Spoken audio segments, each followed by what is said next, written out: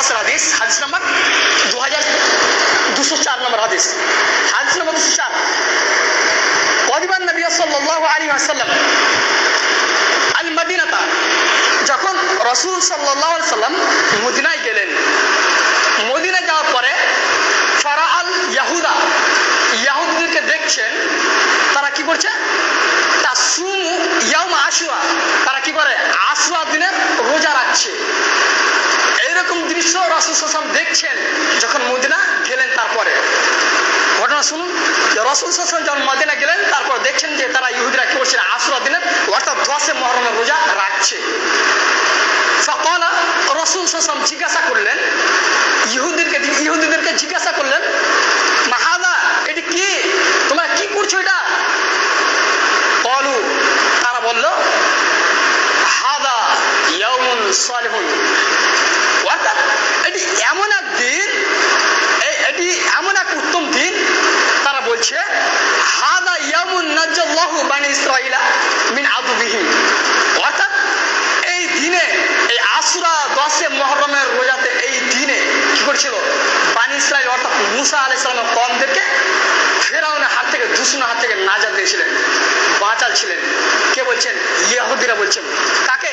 রাসূল সাল্লাল্লাহু আলাইহি ওয়াসাল্লাম বলছেন যে এই দিনে বাঁচাচ্ছিল মুসা আলাইহিস সালামকে, তার কওমদেরকে দুশমনের হাত থেকে, ফেরাউনের হাত থেকে বাঁচাচ্ছিল। অতএব কি করছেন, ফাসামাহু, তারা রোজা রাখছেন, এই দিনে রোজা রাখছেন। ফাসামা মুসা, মুসা আলাইহিস সালাম এই দিনে রোজা রেখেছেন, তারা বলছেন।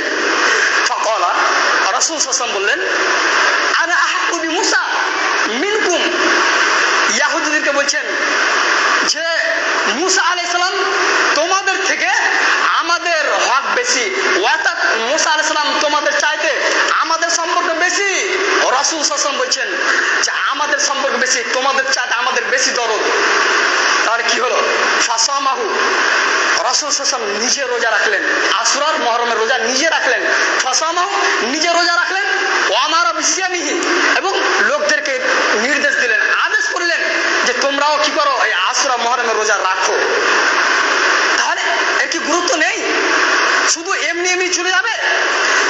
শুধু আমাদের দুর্বলতা রয়েছে, এর কারণে আমরা রাখতে পারছি না। তাহলে রাসূল সাল্লাল্লাহু আলাইহি ওয়াসাল্লাম এই মাসগুলোকে এতটা গুরুত্ব দিয়েছেন, তার এতটা ফজিলত রয়েছে, যা বললে আপনি বুঝতে পারবেন, শুনলে আপনি বুঝতে পারবেন যে রাসূল সাল্লাল্লাহু আলাইহি ওয়াসাল্লাম এতটা মর্যাদা দিয়েছেন এই মাসকে, যে নিজে রোজা রাখলেন এবং মাসদেরকে রোজা রাখার নির্দেশ করলেন, আদেশ দিলেন। তাহলে আমরা কোথায়? রাসূল সাল্লাল্লাহু আলাইহি ওয়াসাল্লাম থেকে আমরা বেশি বাড়িয়ে গেছি?